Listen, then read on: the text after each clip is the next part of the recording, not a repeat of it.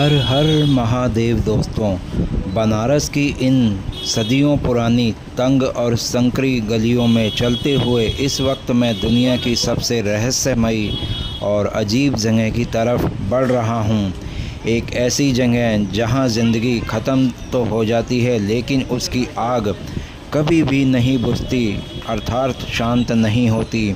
जी हाँ, मैं जा रहा हूँ वाराणसी बनारस के महाशमशान मणिकर्णिका घाट की ओर। इन गलियों से गुज़रते हुए ही इंसान को समझ में आता है कि ज़िंदगी का आखिरी सच क्या है। चलिए मेरे साथ आज इस सफ़र में हम जीवन और मृत्यु के इस चक्र को बहुत करीब से देखेंगे। वीडियो को दोस्तों अंत तक ज़रूर देखिएगा।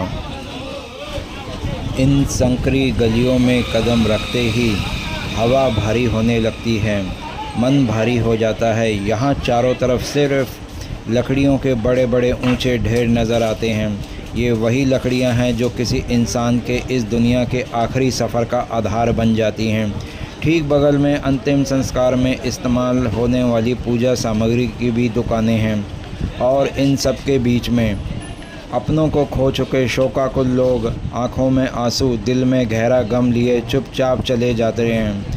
कुछ लोग अपनों को पंच तत्वों में विलीन करके भारी कदमों से लौट रहे हैं तो कुछ अपनों को लेकर इस महाशमशान की तरफ बढ़ रहे हैं। यहाँ जीवन का सबसे कड़वा सच बिना किसी पर्दे के सामने खड़ा दिखाई देता है। मणिकर्णिका घाट की ओर जाते हुए दोस्तों सामने ही मुझे नज़र आ जाता है रत्नेश्वर महादेव मंदिर, जिसे स्थानीय लोग काशी करवट मंदिर भी बोलते हैं। मणिकर्णिका घाट और सिंधिया घाट के बीच में यह मंदिर स्थित है। यह मंदिर अपनी अद्भुत बनावट और झुकाव के कारण दुनिया भर के पर्यटक और वैज्ञानिकों में रहस्य का कारण भी बना हुआ है। तो आइए मंदिर के अंदर चलते हैं और आपको यहाँ स्थापित किए गए शिवलिंग की भी दर्शन करवाते हैं, जो कि यहाँ पर आने वाले हर श्रद्धालु को करने चाहिए। तो आप भी वीडियो के माध्यम से यहाँ पर बने मंदिर में भोलेनाथ भगवान के शिवलिंग के बहुत ही सुंदर दर्शन कर लीजिए। हर हर महादेव बोलिए और कमेंट में भी ज़रूर लिखिए। मणिकर्णिका घाट पर यहाँ आप रेतीला किनारा देख रहे हैं, जहाँ पर लोग स्नान भी करने के लिए आते हैं और नाव में सवारी भी करते हैं। उसी घाट के ठीक समक्ष आपको मणिकर्णिका घाट पर पारंपरिक रूप से जो ये घर बने हुए दिखाई दे रहे हैं, यहाँ पर लोग पीढ़ियों से रह रहे हैं और इन रहने वाले लोगों को डोम समुदाय बोला जाता है। सामने जो आप ये मंदिर देख रहे हैं, ये है रत्नेश्वर महादेव मंदिर, जो कि नागर शैली से बना हुआ हैगा और यहाँ पर ये अद्भुत चित्रकारी भी देख सकते हैं। डोम समुदाय के जो यहाँ पर घर और मंदिर बने हुए हैं, यहाँ पर आने वाली चिताओं को अग्नि देने का काम इन्हीं समुदाय के परिवारों द्वारा किया जाता है।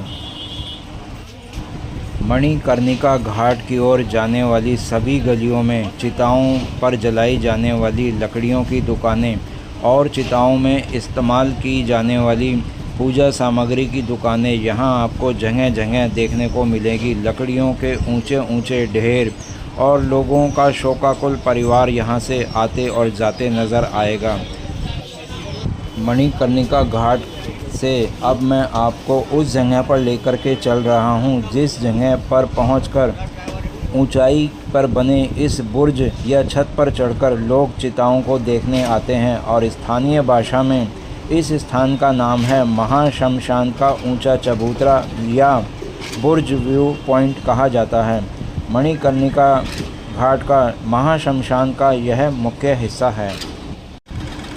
इस ऊंचे बुर्ज पर आते ही मणिकर्णिका घाट का वो सच मेरी आंखों के सामने आ जाता है, जो किसी को भी भीतर तक झकझोर दे। यहाँ से नीचे देखने पर ज़िंदगी का आखिरी सफ़र साफ दिखाई देता है।